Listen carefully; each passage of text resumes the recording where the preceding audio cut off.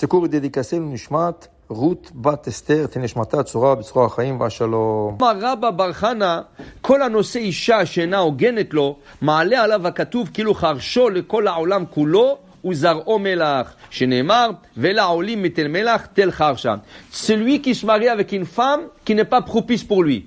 Ça veut dire que c'est une femme, lui il vient d'une famille très importante, mais elle ne matche pas la famille. Okay? Ça ne veut pas dire que ce n'est pas une bonne femme, ça veut dire si elle est bonne femme, on ne parle pas. On parle que vraiment ses qualités sont pas bonnes, la famille est pas bonne, vraiment ça ne matche pas du tout. Mais lui, il a été attiré par la beauté. Voilà. Il a été attiré, il a été attiré par l'argent. Okay? Alors il dit ici, c'est comme s'il avait sillonné le monde. Okay? Et il a semé du sel. Qui veut dire quoi? Ça veut dire que ses enfants ne seront pas bien. Parce que s'il va avoir de bons enfants, il faut qu'il se marie avec de bonnes intentions. S'il se marie pour la moindre de mauvaises intentions, c'est pas de bons enfants ça. Amar Rabba Bar Ada, Amar Rav, Kol Anose Isha Lishem Mamon, Avealem Banim Shena Muganim. Surtout si quelqu'un se marie pour l'argent, parce que la femme elle a de l'argent, ses enfants seront pas bons. Et toute la journée, il sera occupé de se soucier de ses enfants. Ah voilà, il fait ça, et il a drogue, et ça. Tout ça parce qu'il s'est marié avec une mauvaise intention. L'intention, c'est l'argent. Sheneemar, Bashem Bagadu, Ki Banim Zarim Yaladu. Veshem Atomar Palat, Mamonam Palat. Mais le gars, qu'est-ce qu'il veut dire? Le gars, il va dire, ah, c'est pas grave. Tant qu'il a l'argent, tant qu'il peut faire tout ce qui vient avec l'argent, alors ça lui regarde pas les enfants. Il dit non.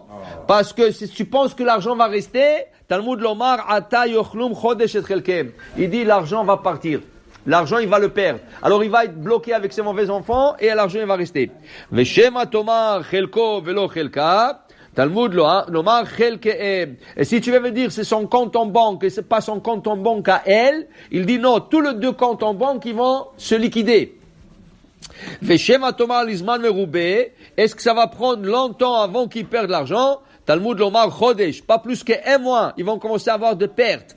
Maï Mashma, comment on sait ça? Amar Rav Nachman Bar Yitzchak, Chodesh Nichnas, ve Chodesh Yotze, ou Mamonam Aved, ça va prendre un mois ou deux, mais leur Mamonam, leur argent va être perdu, et là il va être bloqué avec cette femme, il n'aura pas l'argent, il n'aura pas de bons enfants, il n'a pas la beauté, il n'a rien.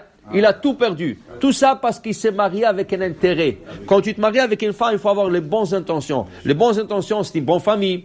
C'est des enfants qui vont être dans le droit chemin. Ça, c'est les bonnes intentions. Ça, c'est, il dit comme ça. Il dit ici, ve amar Rabba Bar Chana, amrila amar Rav Sala, amar Rav Hanuna, kol anose isha shena genet lo, Eliyahu kofto vakosh baruch hu moso. Il dit même Eliyahu un navi. Oh, il attrape sa neshama, il le frappe.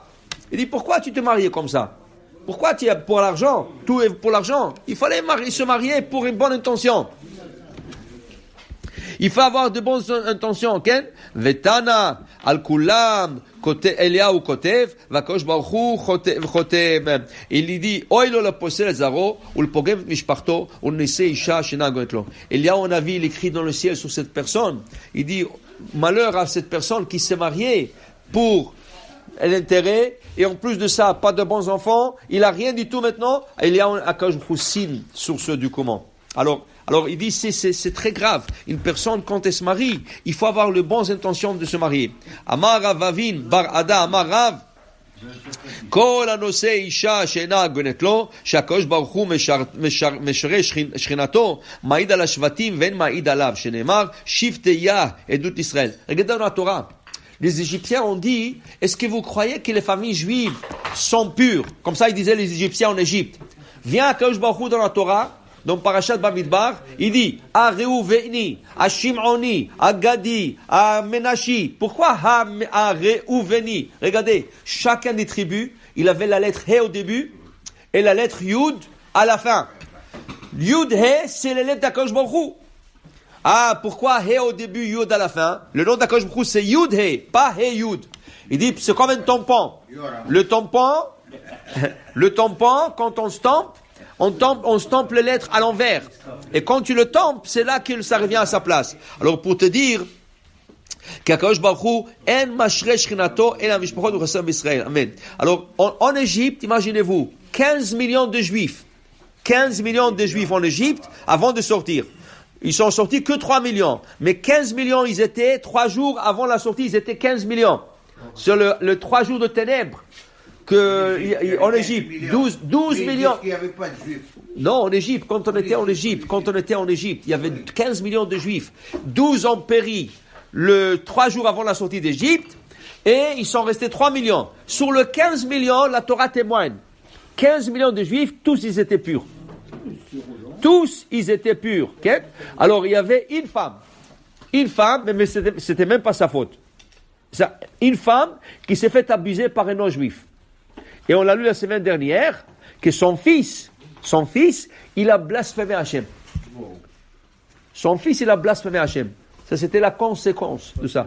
Mais ça, cette femme, qu'est-ce qui est arrivé? Son mari, il est sorti de travailler. L'Égyptien l'a levé tôt le matin, il lui a fait sortir de travailler, il me dit, hey, il fait noir encore. Il dit, c'est moi qui te donne les ordres, sors dehors. Il est sorti, l'Égyptien est rentré.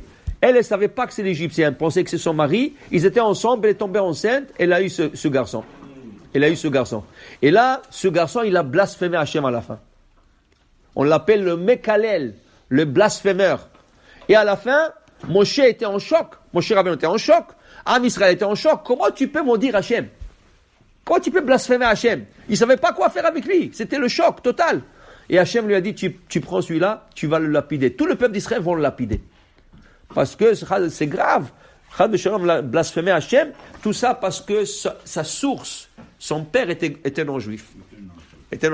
Alors il a blasphémé Hachem. Alors pour te dire, le reste, 14 999 juifs, ils étaient tous purs. Ça, c'était l'exception en 210 ans. Alors, pour te dire, voilà, une personne doit tout faire pour avoir la pureté familiale, pour qu'il puisse avoir de bons enfants. Baruch Adonai Olam, Amen.